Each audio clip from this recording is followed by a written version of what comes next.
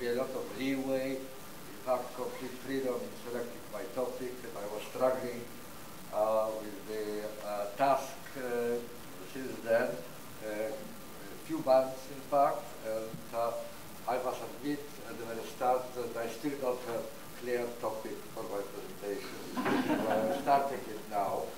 I was thinking about the variables which are surrounding, in a sense, the deliberation of this conference.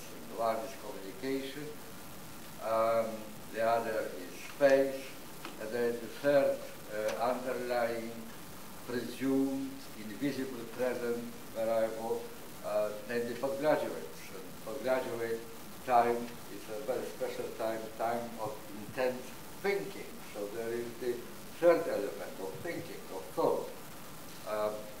Cambridge University Press recently published a book by my daughter. It is called Thinking as Communicating. The book which says that all thinking is communicating and thinking is all communicating.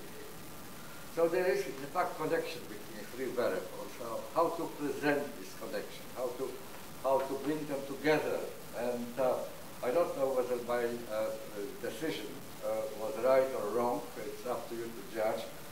But the conclusion I came to is that the topic which would be the right thing to handle, to try to handle anyway today, is the problem of how do we come to understanding what we see by the process of thinking. What is the process of thinking? Well, I will quote from the artist, the author of the installation which you have there in the hall, Ha Yong-ju, if I pronounce it properly. And she writes in presentation of her work, my understanding of another culture did not happen independently of my own culture. The new cultural experiences were not adds in. They are interpreted through and integrated with my previous experiences. Now it's a very crisp, very brief, and very exact statement of what I'm going to say. If I knew this, these words before, it would be easier for me to work. But unfortunately, only the summary of my long struggle I found only now. Well, ladies and gentlemen, I'm doing sociology for 60 years now, and the interesting thing is that the second part of the 60 years was dedicated to revising the first part of the 60 years, and I come to the conclusion that the concepts which I consider to be a right conceptual network in which to catch reality, I am expected to study as a sociologist. Now these concepts prove to be false, torn up. They are not any longer a reliable net to capture reality going on. The exceptions, the abnormality became a norm, and therefore we need different concepts to grasp what's going on around us. So in a sense, it was an interesting life. I am quite sure that your life will be as interesting because the world doesn't stop accelerating, so you have to revise your concepts many times yet in your life, which is really a fascinating pastime. But what I mean is that virtually all the conceptual map of the world which I learned from my very good teachers, mind you, during my student years and immediately afterwards, and which I used to think to be the final method of describing, analyzing, interpreting both the elements of continuity and discontinuity, the stable structures and the changes happening in there, but they are given once and for all. That's a sociological wisdom. And now what is left to us is, sociologists very frequently posted, to correct the common sense. We know better, and therefore we have to point out mistakes made by common thinking, and possibly, if you are lucky, to raise the popular thinking to the level of scientific sociology. Well, I came to the conclusion that what we are doing, in fact, is not the business of correcting common sense, but the business of conversation, two sides, reciprocal conversation, communication with the common sense. And I'm not quite sure who is in greater debt to whom, whether common sense to sociologists or whether sociologists to common sense. All right, that's in the way of personal introduction, but now I go to discussion of very few, very selected, off-cuff selected, in fact, points which illustrate what I have in mind. I will start from a story. A story of, you might have overlooked, because one of the features of the contemporary reality is not so much development of memory as development of forgetting. We are very good in art of forgetting, use flash into our attention for a very brief time, only to disappear and free the space for other attractions, which is bound to come in tomorrow's headlines. So perhaps you forgot it. Perhaps you never spotted it in the flood of information which contains every issue of the newspaper. As you observed, no one Sunday issue of New York Times contains more information than the most educated men or women of Renaissance consumed in all their life. So in such a flood of information, it's very difficult to spot this little one, which I'm going to speak about. And that is the expedition, scholarly expedition, research expedition of the members of the London Zoological Society to Panama. And they went there to investigate the wasps in Panama. They did very careful research. What they did, they used over 6,000 hours equipment to track and monitor the movements of 422 badged wasps coming from 33 different wasps' nests. The interesting point, why it is an interesting and illuminating, enlightening, I would say, story, which tells the problem much better than I would be able to do using sociological terms. What makes it interesting that what the researchers found out has turned upside down their and ours centuries-old stereotypes of the social insect's habits. Indeed, ever since the concept of social insects embracing bees, termites, ants, and wasps was coined and popularized, there was a firm and hardly ever questioned conviction, presumption, axiomatic presumption, which was shared by all learned zoologists and by lay public as well. Namely, that the sociability of insects is confined to the nest to which they belong. And they belong all their life to the nest in which they were hatched, in which they were born. The idea of a hive of a bee's choice was incongruous, inconceivable. That's not a matter of choice. You are either belonging or not belonging. You're either there or not.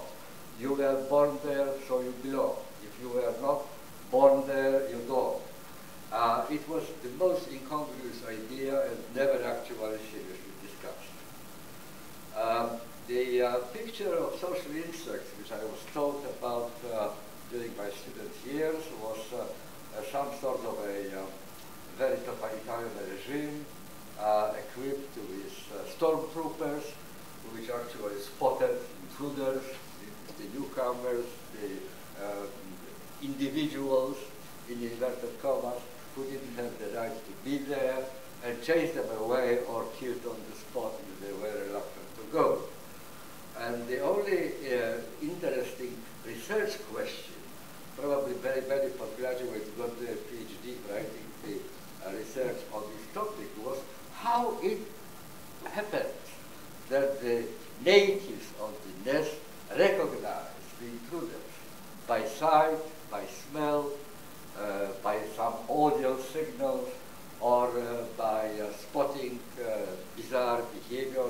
How it comes that without our sophisticated, civilized apparatus of police, secret police, the prisons, you know, and registers and so on, they still are able to preserve cleanliness, purity of their nest.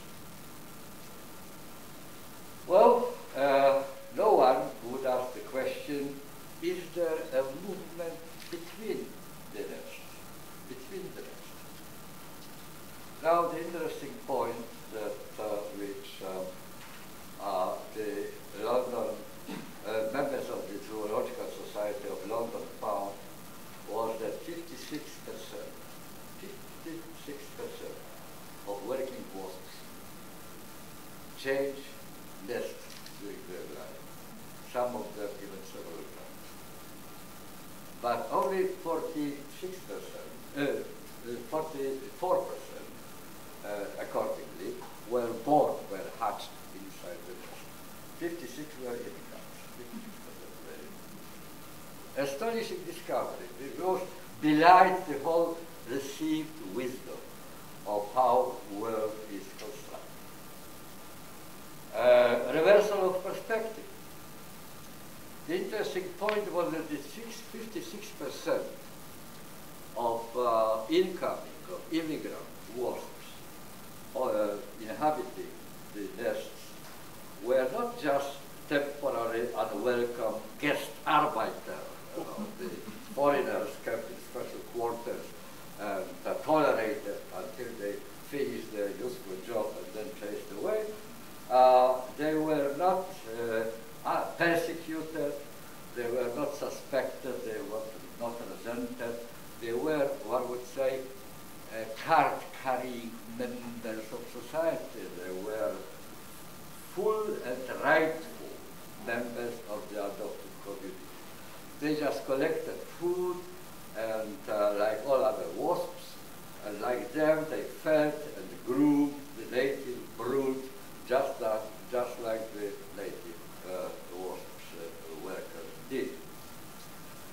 The inevitable conclusion was that the nests, this zoologist, young zoologist from London investigated, were as a rule mixed populations, inside which the native-born and the immigrant wasps lived and worked cheek to cheek and shoulder to shoulder, becoming, at least for the human outsiders, indistinguishable from each other, except with the very artificial expedient like electronic tags. Unless we had electronic tags, we wouldn't tell them one from the other.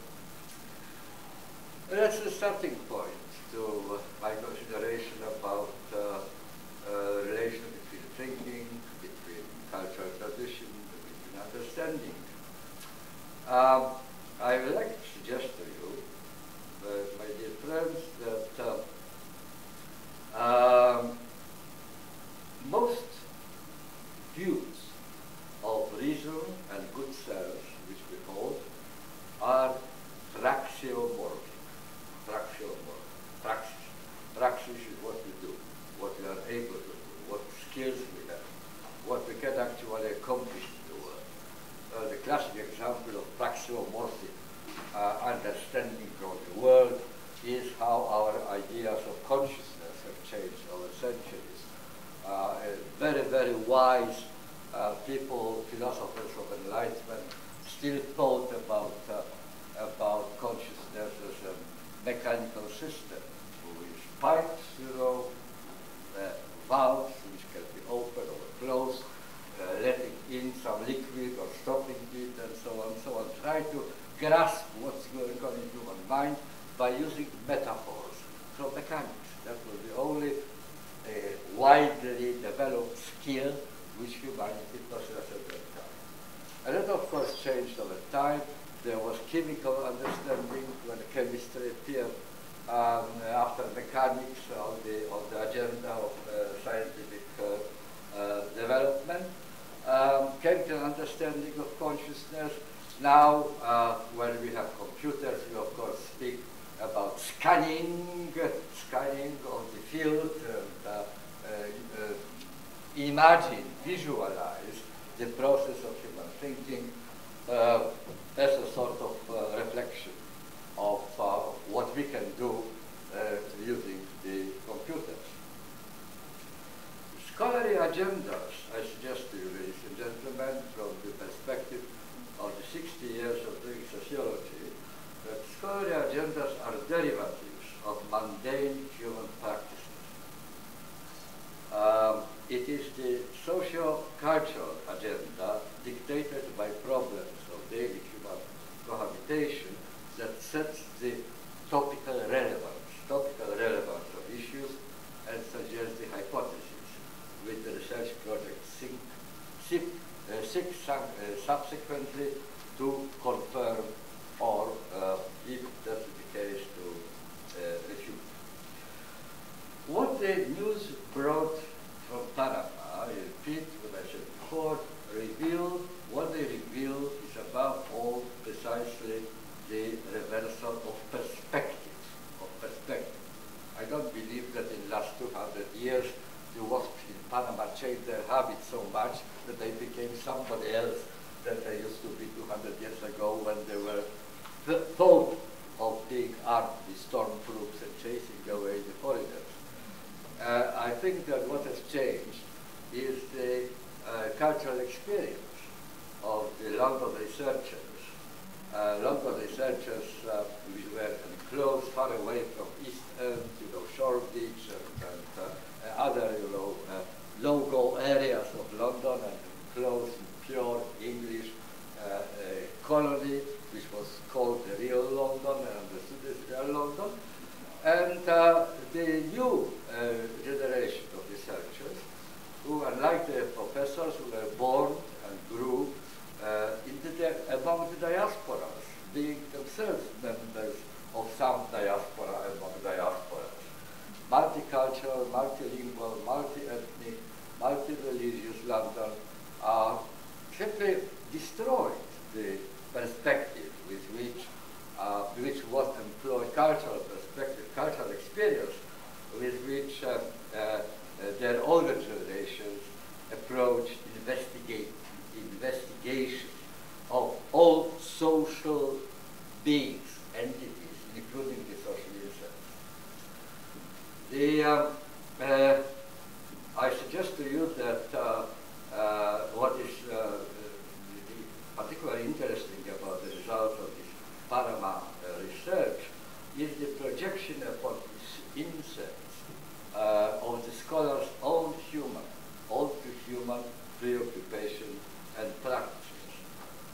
Praxeomorphic nature of our view of the world means that we find out there in the world what we have learned to do and are doing here at home. Well, the London researchers asked themselves the question. They were astonished. They were flabbergasted, really, by what they found. So they asked themselves the question: how come? How possible? How they cohabit such a peace without any friction and with benefit to everybody around? Because it was not something they expected to find. Therefore, it required explanation, new explanation.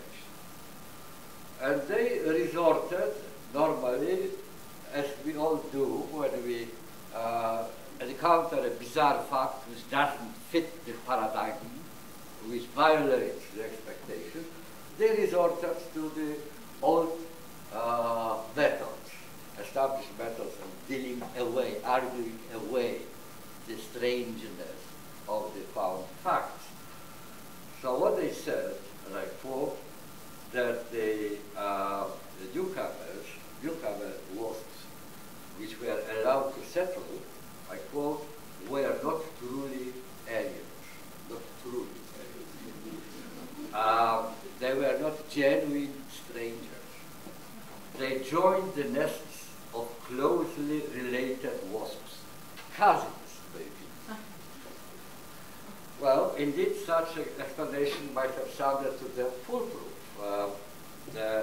It seemed unchallengeable, thanks to being what is called in logic pleonastic. You know, you just use as a proof something which ought to be proven first. But pleonastic things may be illogical, but nevertheless, the popular logic, our own daily logic, uses it very, very gladly because it helps to shortcut the effort of thinking. What they, how do you know that the alien wasps are close relatives of the natives? Well, they must have been, mustn't they? Otherwise, the insiders would have forced them to leave or killed them on the spot. What was to be proved? That's the kind of pleonastic proof which we resort to very, very often. What the London researchers clearly forgot or failed to mention for the sake of their thinking convenience is that it took a century or more of hard work, sometimes sword brandishing and sometimes brainwashing, to convince the Prussians, the Bavarians, the Badenians, the Württembergians and Saxons that they are all Germans. They never suspected this before. And suddenly it took, a few enthusiasts and a lot of police and armed forces to convince them that they are all one nation. They are all not just cousins, they are brothers, mind you, the descendants of the same ancient German stock, animated by the same German spirit. Or that the other modernizing states in Europe, for example the French state, revolutionary France needed to include the slogan of fraternité, brotherhood, in its call addressed to all sorts of locals, now appointed les citoyens, the citizens of the same nation state. And people who seldom looked beyond the frontiers of Languedoc, Poitou, Limousin, Burgundy, Brittany, Guyane, or whatever other province of France. They had to be convinced that they are brothers. Brother, like any other notion which we use to organize, to bring order in the world, are human products, and products of human experience. We are circling around all the time, around this praxeomorphic frame in which our own way of dealing with the world, strangeness of the world, difficulty of understanding and so on, is reprojected later on the picture which we paint of the world which we have investigated. So I think that if not for multicultural phase of our history, which cannot be any longer unrecognized because it is too visible, it jumps to the eyes so strongly that you can't deny its presence. If not for that, for this new multiculturalist, diasporic stage of development of planetary society, I don't think that the researchers of London Zoological Society would first of all ask this question about movement between nests, and secondly they wouldn't be able to handle what they actually saw and found. Because we are, ladies and gentlemen, living today in the world of diasporas. We are going through one of the most massive migrations in human history. Mind you, the migration is a constant, almost constant feature of modern era. It started with modernity. It set in motion thousands and hundreds of thousands and millions of people, kicked them out of the place they occupied simply by destroying their livelihood one way or the other, or persecuting them, not wanting them, excluding them, sending them away, threatening them with unspeakable horrors in case they resist, and so on. But there were three phases in modern migration, three different phases. Let's be clear about it, which brought different consequences, social and cultural consequences. The first great wave of migration was migration from here to there. We Europeans sent our redundant people away from Europe, to Americas, to Asia, to Southern Africa, to Australia, to New Zealand. The power differential of Europe, which was the only modernizing part of the world at that time, allowed Europeans to boast that all these lands over there are empty lands. They are waiting for colonization.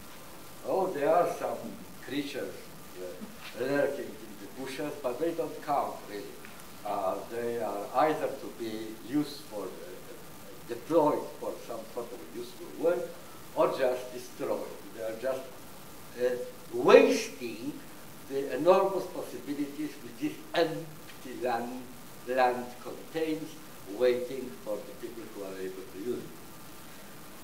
And according to various estimates, up to 50 or even 60 million of Europeans emigrated from Europe to populate America, South America, North America, Australia, New Zealand, and Southern Africa, South Africa. 50, 60 billions for the 19th century was an enormous amount. It was really an enormous scale of migration. Then there was a break. Then there was a short break in this massive migration, and started again. The second wave started immediately after Second World War, when I would say the empire migrated back. Well, there was the end of colonial system, and the European powers were withdrawing one after another from one after another land, and taking with them very many locals who did a job for them out there in distant lands, but now were needed closer home because in distant lands someone else took over the business. The second wave was very interesting in the sense that directions of migration were clearly defined by the past of the colonial system. Namely, people from the Spanish colonies they migrated to Spain, people from Italian colonies to Italy, people from British colonies to Britain, from Dutch colonies to Holland, and so on. What has happened, ladies and gentlemen, later on, in the end, at the late part of 20th century, is something really unprecedented and of enormous consequences, whose gravity we are only going to see. We are not fully yet aware, we are not prepared yet to measure the gravity of these consequences. Namely, what's happened is that Europe and the outposts of Europe in so-called colonized by Europe places like South South America, North America, Australia, or New Zealand, stopped being the only modernized and modernizing parts of the globe. The idea of modern way of life triumphed. It proved to be victorious, but that means that now everybody, as quickly as humanly possible, as quickly as humans can manage, modernize. Ladies and gentlemen, modernization is not the road leading to modernity. That's a wrong idea that that is the case. Let us modernize to become modern. Untrue. Don't believe that. Modernization is modernity. Or rather, modernity is a compulsive and obsessive modernization. You can't stop modernizing without being modern. You can't. It would be like asking the question what wind is doing when it's not blowing, or what river is doing when it's not flowing. You can't be modern unless you obsessively, compulsively modernize. And when you obsessively and compulsively modernize, then you produce wasted lives, redundant people. There are two modern industries which specialize in producing redundant people. One is the order building. Whenever you build a new improved order, always there will be some people who don't fit.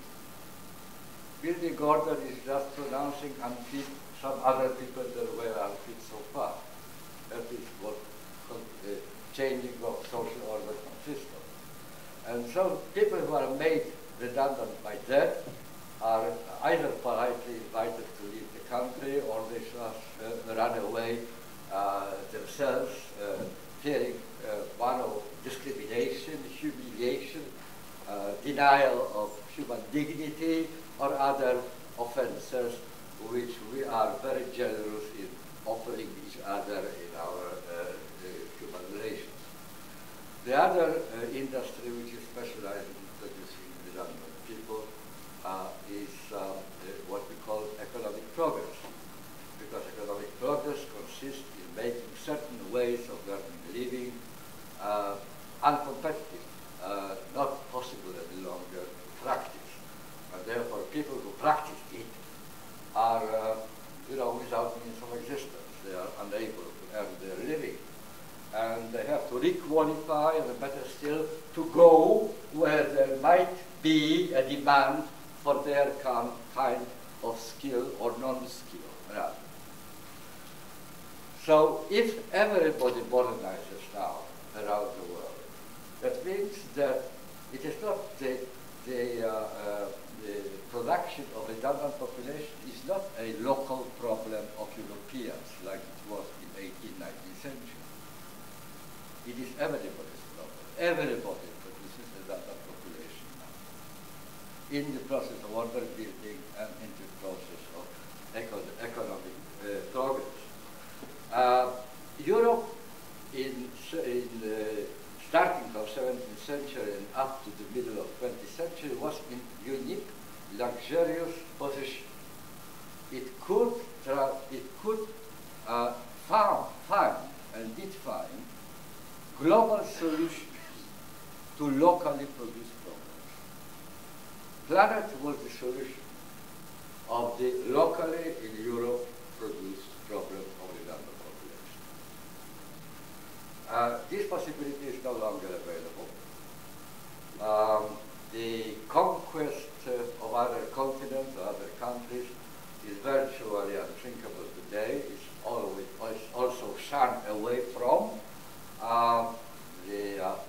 When I was young, the normal way of finding out who won the battle was to find out who was left the last on the battlefield. Now we know for sure that who is left last on the battlefield is the defeated party. They are left there to clean the debris and repair the damage, and the victors are those who can apply the strategy of hit and run. hit and run away. The exit strategy is the major issue today in military thinking. So there is no possibility of finding global solutions to locally produced problems any longer. Moreover, these problems stop being local, because it is not one part of the planet which produces wasted, redundant people. The whole planet produces them. You can find them in every part of the nook and cranny of the globe. So the problems are global. And to global problems, you can't find local solutions. Well, we pretend to be seeking them. Sometimes we even pretend to find them. But that is misleading. That doesn't happen. That doesn't happen. Global problems may have only local solutions. So we have this completely new nature of migration, the third wave of migration, which is gathering in force, whatever home ministers do to limit it. It is still gathering in force by both by push and pull, by the need to find bread and drinking water and medical care, but also by the needs of local service industries, which can't be exported. They have to be practiced on the spot, so they need labor force, and they attract people from outside, otherwise they will die, they will be unable to continue. So it is gathering in force, and probably will gather in force for quite a long time. But it is not conducted like the second wave of migration along already designed channels, former metropole and former colony. That was the route of the second wave of migration. Now people go wherever there is greater chance of getting living, or making a living. Traffic goes in all sorts of directions, in both ways. It is not unidirectional any longer. Take Britain, for example. Do you know that 1.5 million of Britons born and bred and have emigrated to Australia? Do you know that over 1 million of Britons born and bred emigrated to Spain? Do you know that 600,000 Britons emigrated and settled in Nigeria? Do you know that even about dozen or even more families, British families, settled in North Korea, of all places? So, you know, the human traffic goes all ways. It changes directions depending on changing terms of trade, changing circumstances, economic circumstances. Countries which until quite recently exported their labor now import labor. And import labor for a very brief period until they are satiated and until they lose their attraction to bring people in. So there is no one way, one general principle according to which you could classify the present stage of migration.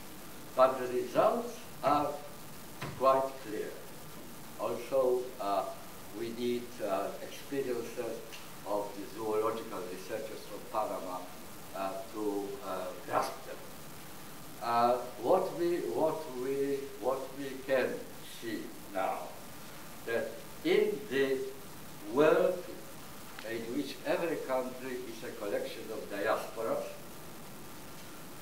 population of every sizable city in the world is an aggregate of ethnic, religious, lifestyle enclaves in which the line dividing insiders and outsiders is hotly contested issue and never resolved in satisfactory fashion for everybody. Now, in such a world, which clearly left behind the nation-building stage, we are no longer able to discuss cultural differences in terms of temporary irritants. Well, we are for the time being different, but then people will accommodate, acculturate, assimilate, adapt, and so on, and our differences disappear, and everybody will rise to the higher level of culture, and the higher level of culture, of course, is the culture of the host country, and so don't really break your head thinking about how to cohabit the world with strangers, because this presence of strangers is a temporary problem which will go away anyway very, very soon, sooner or later. So there's no point in developing a special art of cohabitation with strangers. Now all these terms, assimilation, acculturation, adoption, adjustment, accommodation, I was operating with these terms for the first 30 years of my sociological biography, and I found all the wanting, basically, who is to assimilate to whom? Who is to accommodate to whom? Why one should abandon one's idiosyncrasy, one's uniqueness, in order to promote oneself, because that kind of thinking makes sense only in as far as by means other than scientific analysis, the clear-cut hierarchy of cultures was put in place on the planet. This is high culture, this is low culture. This is highbrow, this is lowbrow. Stephen Fry, when he started contributing weekly feuilletons to The Guardian about latest gadgets and electronics, had to profusely apologize why he, who is a representative of this highermost culture, deals with such pop culture problems like mobile telephones and iPhones and other things of the same kind. And he quite rightly tried to explain the readers of The Guardian that, look, they are not the things, unlike you think, they are not in contradiction to each other. They can be reconciled quite easily. There is no such, you can go to opera, you can go to pop festivals at the same time. It won't detract from your cultural rank.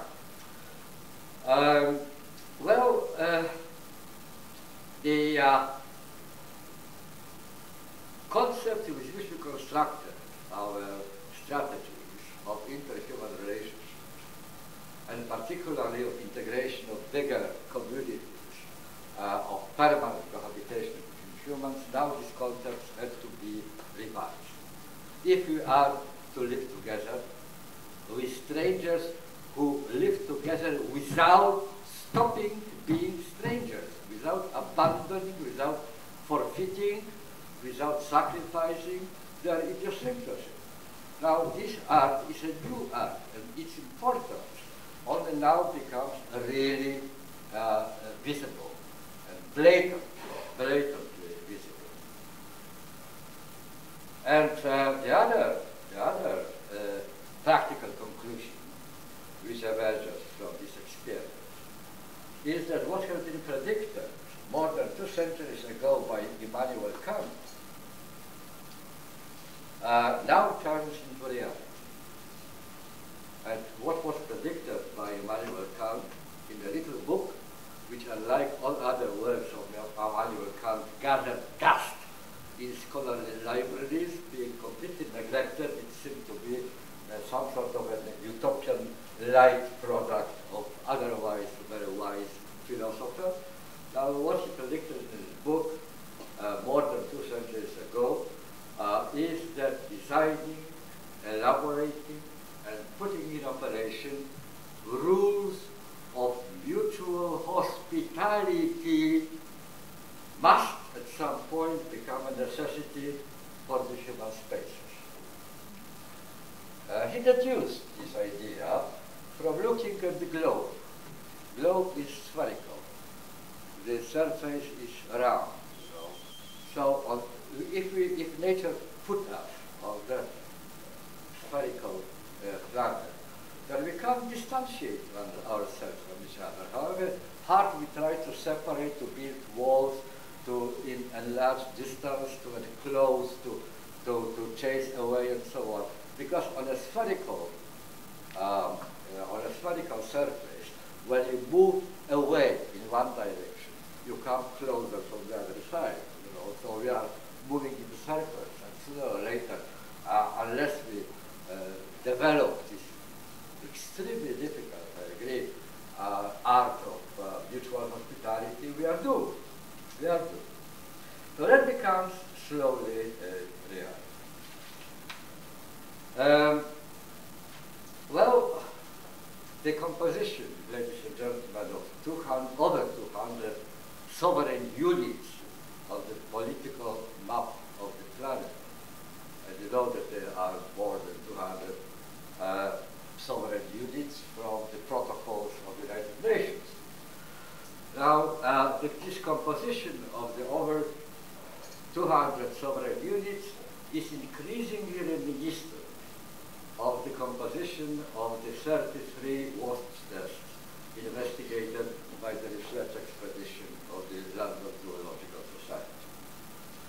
So in trying to make sense of the present state of our planetary human cohabitation, we could do worse than borrowing the models and the categories that the researchers in Panama were obliged to deploy in order to make sense of their findings. Indeed, none of the nests, and listen carefully, none of the nests they explored had the means to keep their borders watertight, and each had to accept the perpetual exchange of its population. On the other hand, and it's a big other hand, each seemed to manage quite well under the circumstances to absorb the newcomers without friction and suffer no malfunction because of the departure of some older residents. Furthermore, there was nothing inside remotely reminiscent of some sort of an insect center able to regulate the traffic, the human traffic, the border police or something like that, or for that matter, anything else amenable to regulate. Each nest had to cope with the life tasks more or less on its own. But the high rate of personnel turnover probably, that's a legitimate guess, assured that the know-how gained by any one nest could and did travel freely and contribute to the survival success of all other nests. The interesting point with which I would like to finish the list of impressive scientific findings of the London zoologists. The other findings is that there was no evidence of any sort of inter-nest war. And what they also found that the inter-nest flow of cadres appeared to compensate for the locally produced excesses or deficits of population.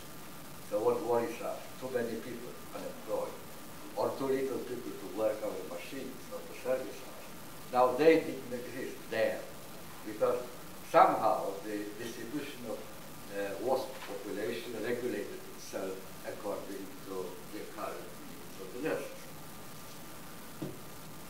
Well, I would like to finish now. You have probably tired already you listening to what I was trying to explain here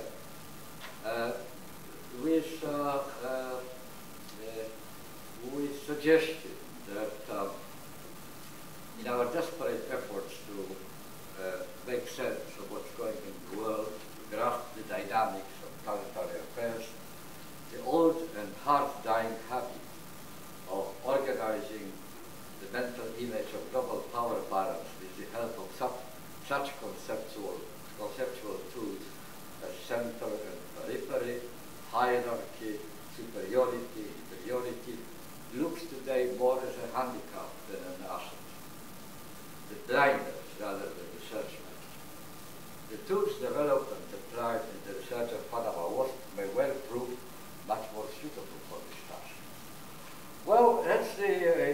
my last will and testament, because I won't do the job. It's up to you, postgraduates today, but professors tomorrow. We should have to handle the issues, the remaking of our thinking, the remaking of our communication, and making our communication, thanks to this remaking, more adjusted to the human needs, and particularly to peaceful habitation of human beings. The one prediction I want to make at the end of my speech is that willingly or not, whether you like it or not, I think your life will have to be dedicated to revolutionary task.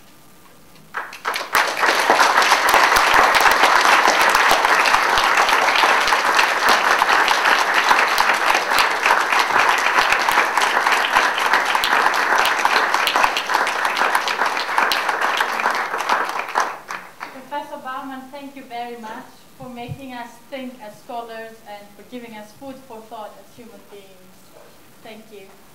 We can take a couple of questions because it's already late and we had a very productive day. Let's take a couple of questions to Professor Bauman if Professor Bauman agrees. All people are either blind or deaf. I am not blind, but I am deaf, so speak loud, please, if you have questions.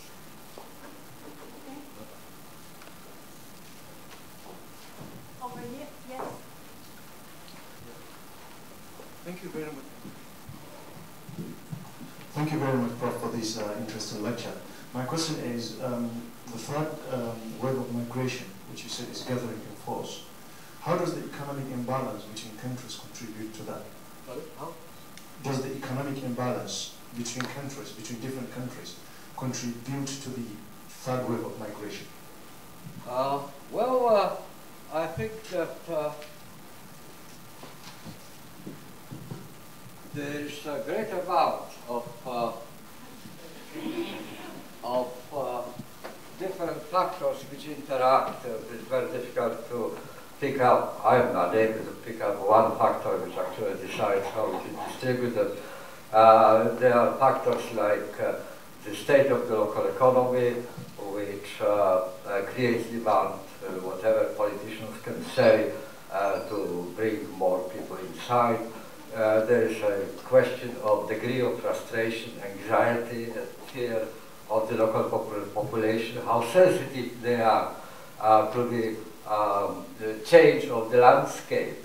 Suddenly, strangers appearing on the street, that's frightening, and how inclined they are to unload their fears on these embodiments of global mysterious forces who move suddenly to their own backyard.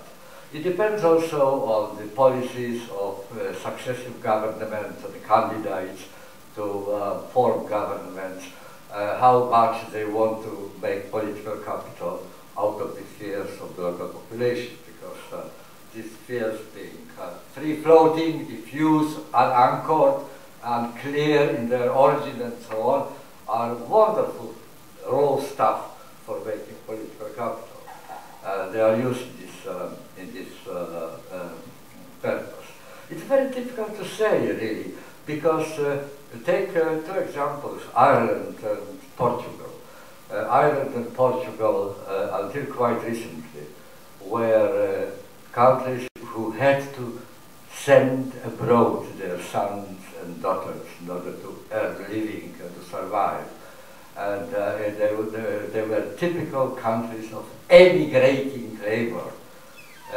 Not only that stopped, but the referendum which took place in Ireland, asking population whether the newcomers, the migrants into Ireland should be given citizenship rights, gave negative effect. One generation later, people completely forgot that their fathers and grandfathers actually, if not for emigrating abroad, wouldn't be able to survive and keep their families. And in Portugal, in recent elections, an extreme right-wing party, which was canvassing on one element, on one item only, stopped the immigration, closed the borders, gained almost 20% of votes. Portugal was exactly in the same position before as Ireland was, but now that all was forgotten.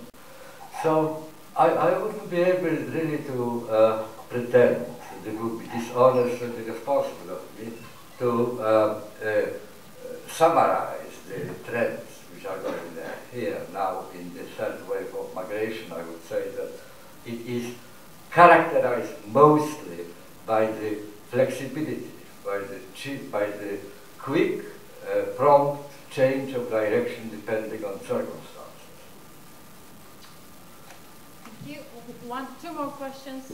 Yeah, I wanted to ask you, you portrayed the image of an accelerating world, which is part much of all your work on mobility and so on. We all have computers, laptops, and mobile telephones. You came here to the conference. So use energy. Why? There is some need for doing that in spite of the fact that you can communicate much quicker, much more easily by pushing the keys in your laptop. So how humanity will restructure itself, because it will have to restructure itself, to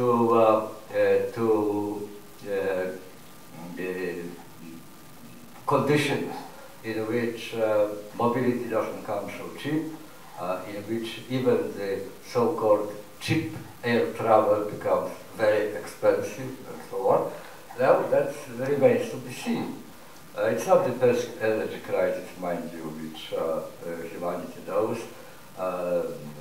Actually, 16th century energy crisis struck Europe when the major source of energy, namely forests and wood, grounded to the verge of distinction.